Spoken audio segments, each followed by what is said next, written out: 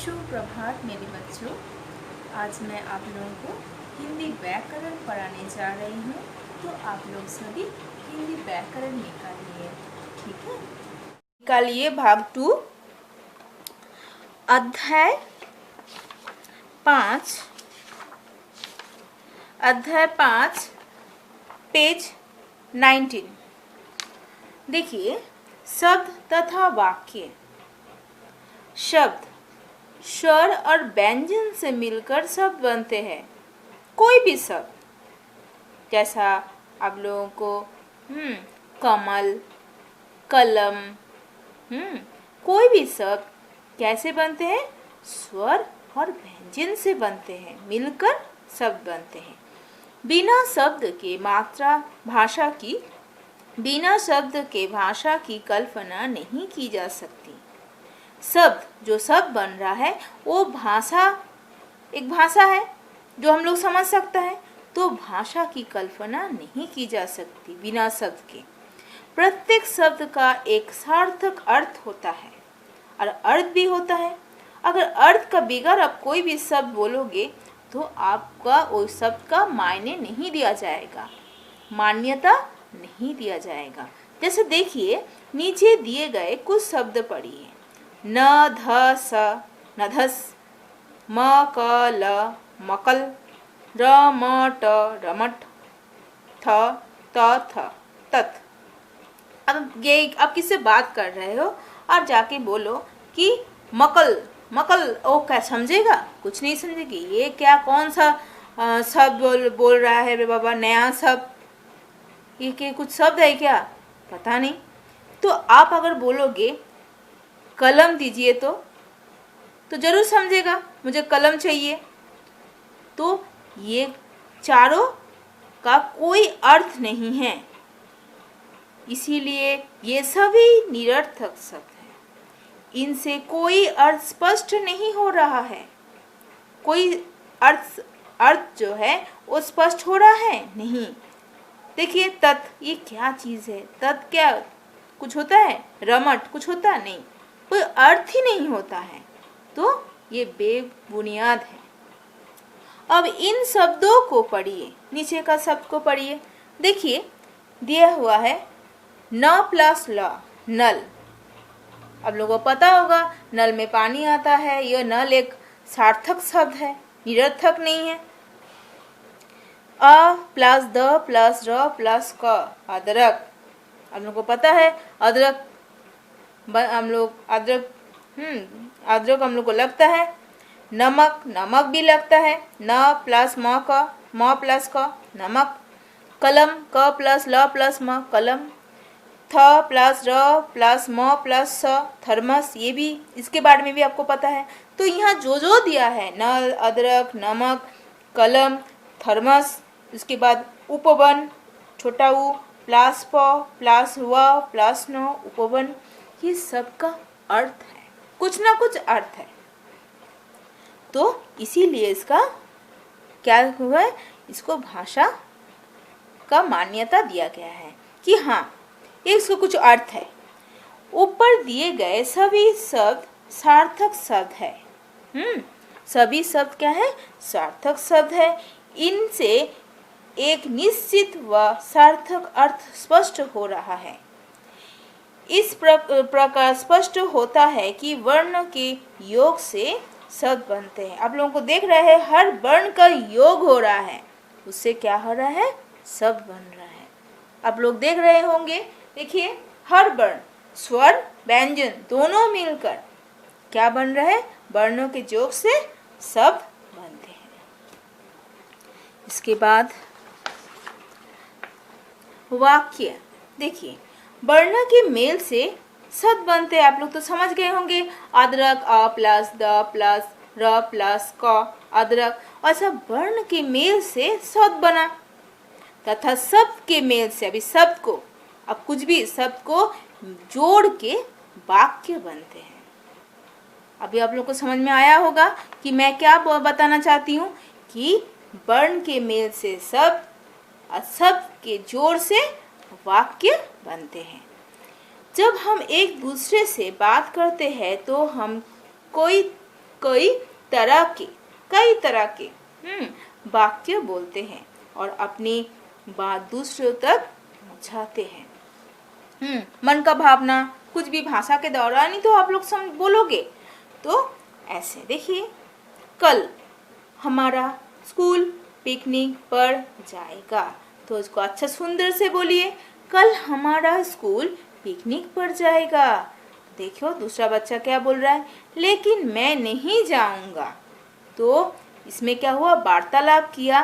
जो भाषा एक दूसरा समझता है और वर्ण को मेल के, देखिए वर्ण क एक वर्ण है, ल एक वर्ण है, तो ये वर्ण का मेल से शब्द बना, ये शब्द का मेल से क्या हुआ, वाक्य बना, और ये वाक्य एक दूसरा को बोल के समझा रहा है। हो गया, समझ गए होंगे जरा अच्छा से। इस प्रकार हम कह सकते हैं कि शब्द के मेल से ही वाक्य बनते हैं।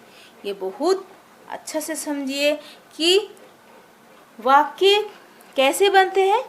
ऐसा ही अब तक जो चीज़ आप लोग सीखे हो, जाने हो, इस प्रकार हम कह सकते हैं कि शब्द के मेल से ही, शब्द आप लोग समझे हो शब्द कैसे बनते हैं, तो शब्द के मेल से ही वाक्य बनते हैं।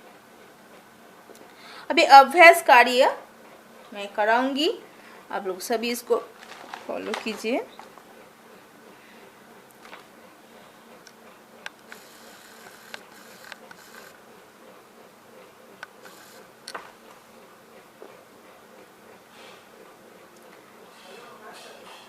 देखिए यहाँ दिया हुआ है बहुविकल्पीय प्रश्न, सही विकल्प पर राइट का चिन्ह लगाइए।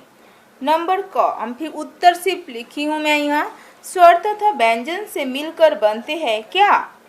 देखिए 3 ठो दिया हुआ है, वाक्य, वर्ण, शब्द, तो शब्द बनते हैं। उत्तर शब्द। शब्द किसके योग से बनते हैं, वर्ण के। मैं सिर्फ उत्तर लिखी हूँ, बार बार बोल रही हूँ, वर्ण के। नंबर 2, मौखिक प्रश्न, निम्नलिखित प्रश्नों के उत्तर दीजिए। इसमें 2 प्रश्न हैं, क और ख। देखिए, बिना शब्द के किसकी कल्पना नहीं की जा सकती। बिना शब्द के भाषा की कल्पना नहीं की जा सकती। ठीक है, अभी देखिए वाक्य कैसे बनते हैं, शब्द के मेल से ही वाक्य बनते हैं।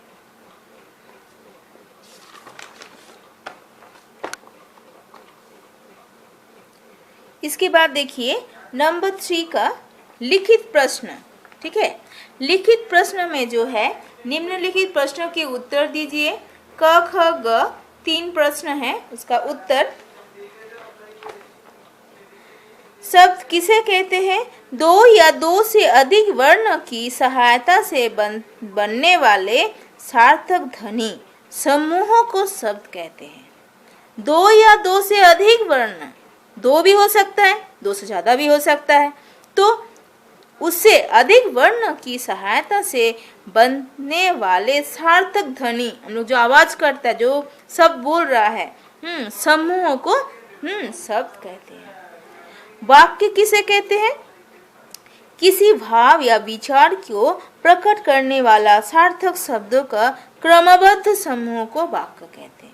किसी भाव या विचार हमको बोलना है, कुछ की समझाना है सामने वाला को, सार्थक शब्द बनाना है और उसको ठीक से क्रमबद्ध समूह से उसको बोलना भी है। आगे पीछे करके बोलने से नहीं होगा, ठीक से बोलना है, उसी से क्या होगा, वाक्य, उसको क्या बोला जाता है, वाक्य कहलाता है। धनुष तथा अदरक शब्द के से वाक्य बनाकर लिखिए। ये दोनों आप लोग अपने से कीजिए। धनुष से आप लोग कोई भी वाक्य बनाइए। अदरक से, मुझे अदरक का चाय बहुत पसंद है, आप लिख सकते हो। ऐसा कुछ भी इसे अच्छा से वाक्य बनाइए जो सुंदर से सुनने में सही हो। ठीक है, वर्ण उलट पुलट गए है, इन्हें सही करके लिखिए। ये जो है इसको करना है। देखिए उलट पुलट कर है, रमट, नवह, मगसल, सकरत, अग्रज, तो इसको सही करना है। मटर, सलगम, अजगर, हवन और तरकस। आप लोग समझ गए होंगे। तो ये जो अध्याय है, अध्याय 5, इसको अच्छे से पढ़िए और अभ्यास कार्य जो अभी मैं करा चुकी हूँ उसको भी आप लोग अच्छे से अभ्यास कीजिए। ठीक है बच्चों। अभी मैं आप लोगों को होमवर्क दूंगी, उसको आप लोग फॉलो कीजिए।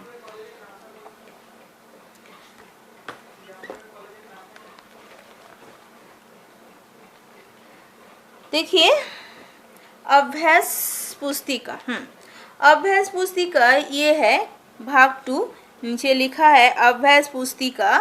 इसका पेज नंबर 6 निकालिए। पेज नंबर 6 आप लोगों का होमवर्क रहेगा। ठीक है, ये है पेज नंबर 6 आप लोगों का होमवर्क रहेगा। उसके बाद सुलेख अभ्यास पेज 13 और 14, ये 14 मुहावरे है, वाक्य प्रयोग करना है।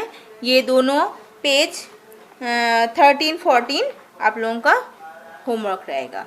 तो मैं अभी यहाँ लिख रही हूँ, आप लोग इसको फॉलो कीजिए।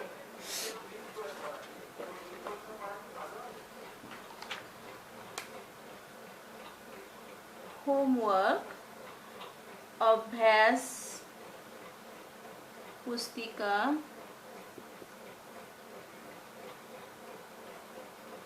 पेज 6 और सुलेख अभ्यास